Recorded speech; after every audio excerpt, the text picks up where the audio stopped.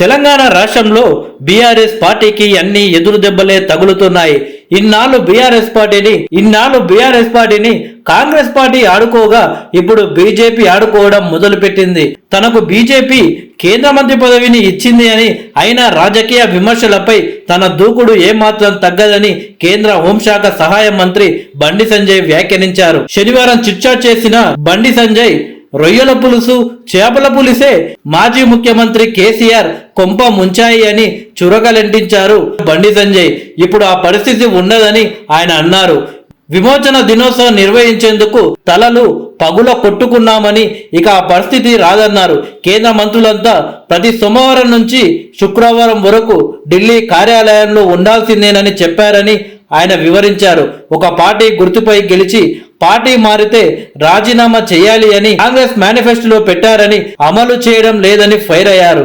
తమతో 25 మంది టచ్ లో ఉన్నారని అంటున్నారని, అదే జరిగితే ఆ స్థానాలన్నిటికీ బై ఎలక్షన్ జరగాలి అని బండి సంజయ్ పేర్కొన్నారు. అలా ఎన్నికలు జరిగితే ఆ స్థానాలన్నిటిలో బీజేపీనే గెలుస్తుందని ధీమా వ్యక్తం చేశారు. అప్పుడు ప్రధాన ప్రతిపక్ష హోదా బీజేపీదేనని తెలిపారు. పార్టీ మారిన వారిలో రాజ్యసభ సభ్యుడు కేశవరావు ఒక్కడే రాజీనామా చేశారని, దీనికి ఎన్నికలు ఉండకపోవడమే కారణమన్నారు.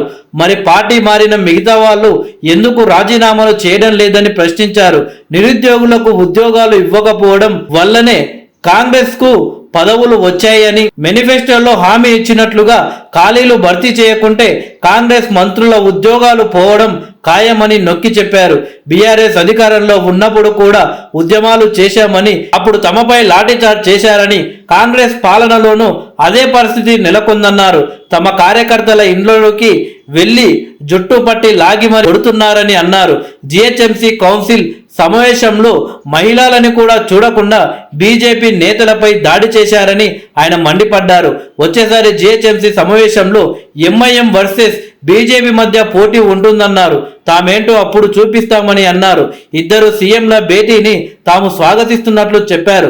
2 రాష్ట్రాల ప్రజలకు న్యాయం జరిగేలా నిర్ణయాలు తీసుకోవాలని సూచించారు.